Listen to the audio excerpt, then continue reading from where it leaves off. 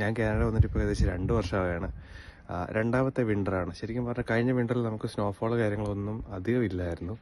പക്ഷേ ഈ വിൻ്ററിൽ ഇപ്പം സിഡ്നി നോവാസ്കോഷ്യയിൽ കഴിഞ്ഞ 3 ദിവസമായിട്ട്, ഇതിപ്പോൾ 2 ദിവസമാണ്, 3 ദിവസം അടുപ്പിച്ച് സ്റ്റോം വാർണിംഗ് ആണ്. 100 സെൻറ്റിമീറ്ററിലധികം സ്നോ ആണ്. ഞാൻ ഇവിടുത്തെ അവസ്ഥ കാണിച്ചു തരാം.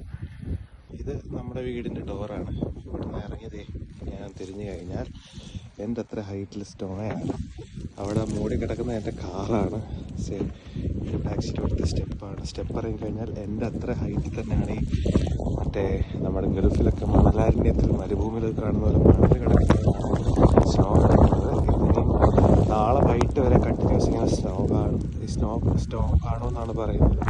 100 സെൻറ്റിമീറ്റർ മുകളിൽ തന്നെ ആയി സ്നോ ലെവൽ.